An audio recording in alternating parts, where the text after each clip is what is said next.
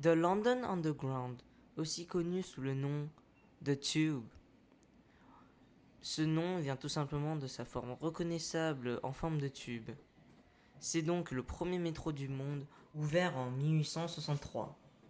Aujourd'hui, en 2026, il comporte au total 11 lignes. Dans cette vidéo, nous allons découvrir 5 secrets sur le London Underground.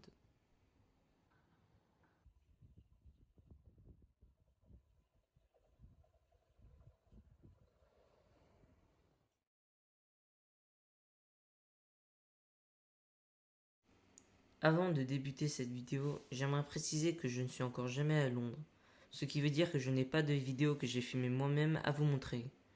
Toutes mes vidéos viendront de la chaîne de Transport International, qui propose plusieurs vidéos sur les métros du monde, comme Paris ou Berlin.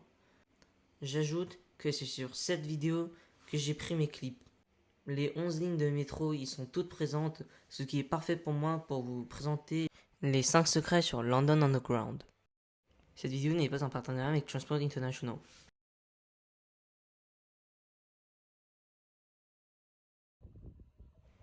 La Metropolitan Line est la première ligne du London Underground.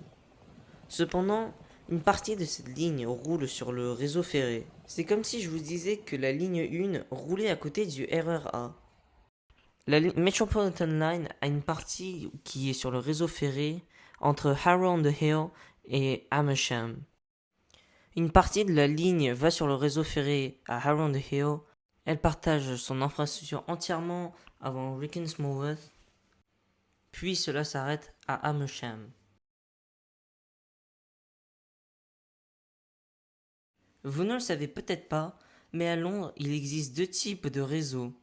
Il y a le Underground, mais aussi le peu connu Overground.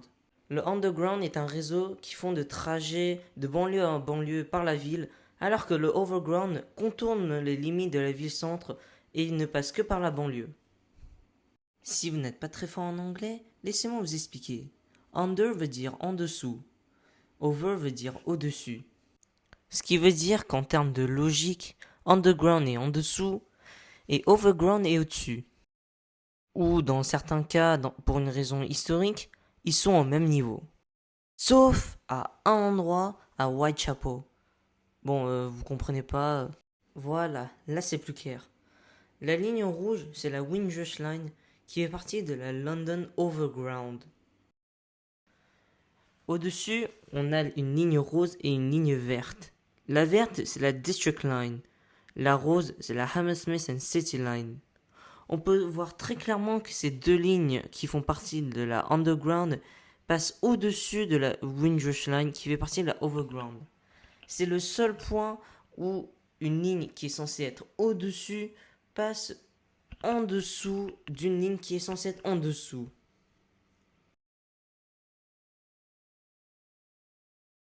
Lorsque vous allez à Londres, il est possible que vous vous rendiez compte qu'il y a deux types de trains.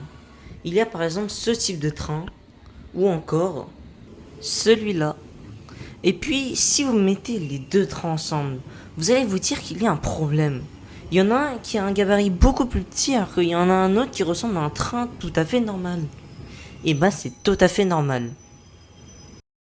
À l'époque de la construction des trains, il y avait les chemins de fer tout à fait normaux, qui voulaient créer une liaison sous Londres.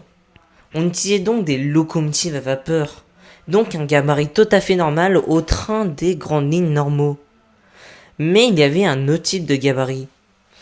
On voulait aussi construire des trains économiques, et lorsqu'on construisait justement ces trains avec ces locomotives à vapeur, eh bien il fallait détruire la route au-dessus, construire le tunnel à la surface, puis recouvrir la route.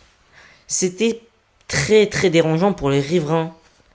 Donc, ce type de gabarit réduit était fait pour réduire les coûts de construction.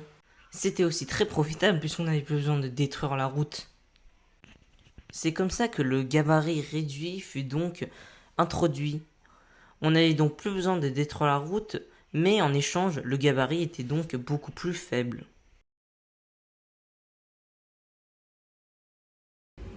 La Waterloo and City Line est très particulière. En effet, si je vous montre cette vidéo, vous allez vous dire que c'est une ligne underground tout à fait normale.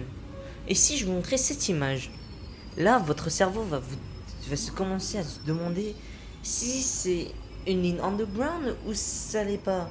Les couleurs ont un problème. Et bien en réalité, oui et non. La Waterloo and City Line est en réalité très particulière. De base, elle faisait partie de Network South East. Elle devient finalement underground en 1994. Elle a cependant gardé la livrée Network South East jusqu'en 2006. Voici la station Farringdon. À première vue, ça a l'air totalement normal. Et en réalité, non. La Elizabeth Line dessert la station Farringdon. Sauf que les quais d'une station de la Elizabeth Line, c'est très long. La longueur de ces quais permet donc de connecter Farringdon et Barbican ensemble. Vous ne me croyez pas? Voici une carte de la station.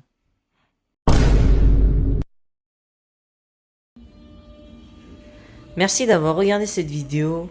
Si vous l'avez aimé, abonnez-vous et likez cette vidéo. Si vous voulez une partie 2, dites-moi dans les commentaires. Je reviens très vite pour de nouvelles aventures en Île-de-France.